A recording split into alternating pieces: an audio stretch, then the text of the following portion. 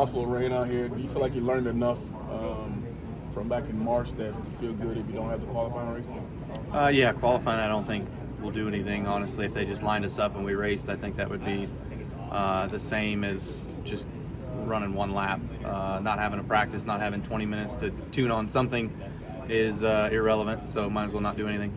What did you learn the most from that race coming into this race for this weekend, the racetrack and the new car? Yeah, I mean, I think the biggest thing everybody learned is just how the track raced. More restrictor plate package, racing in that frame of mind, and just trying to figure out what balance you want in the race car. It's supposed to be hotter this time around than it was back then, but you know, with cloud cover and ambient temp being what it is today, it looks pretty similar.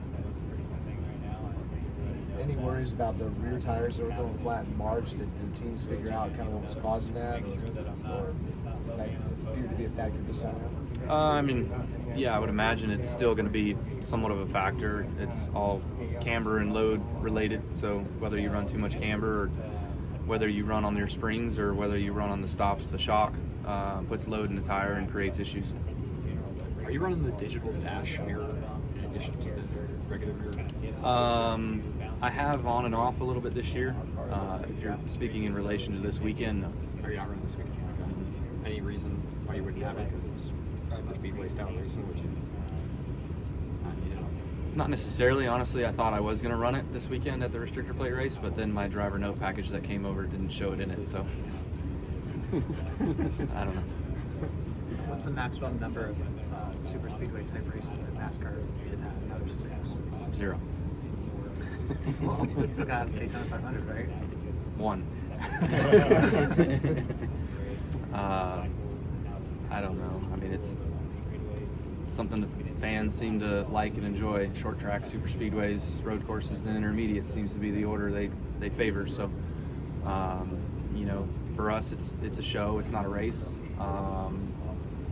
And so, yeah, I mean, it's just a product of what it is. I mean, I remember growing up through the 90s listening to quotes of drivers and restrictor plate racing and them not enjoying it either. So I think it's a matter of us drivers knowing what it is out there versus you know, being in the grandstands watching as a fan is entirely different. Do you expect a more aggressive race this time around? I would say there was plenty of aggression the last time we were here, so I'm sure we'll see some of the same for sure. Should this be a different track in the record books, like history-wise? Well, I guess Charlotte Motor Speedway and Charlotte Roval is, so yeah.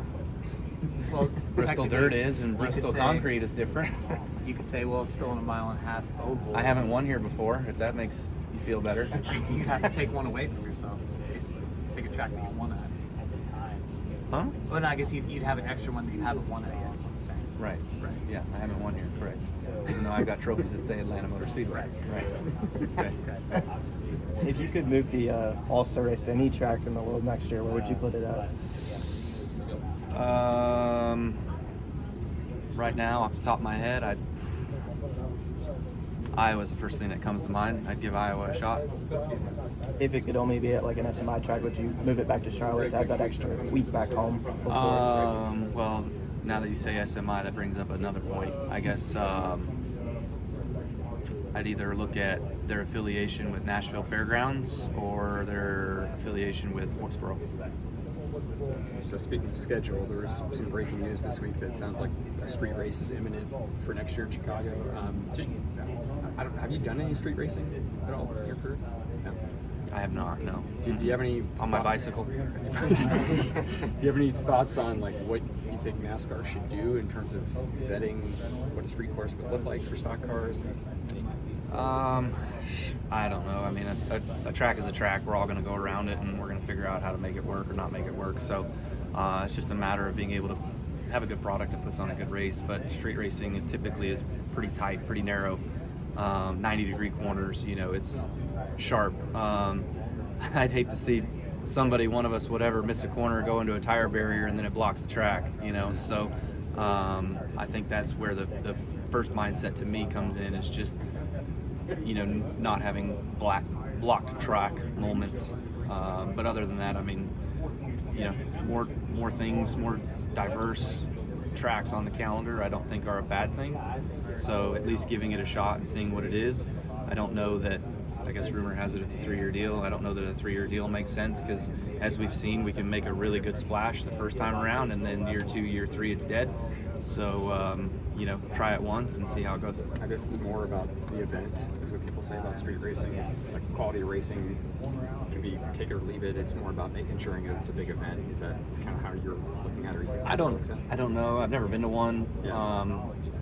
Honestly, I guess talking to Toyota folk or even the IndyCar guys on what they do or what they see in regards to their street racing and what it is would be something I would ask questions.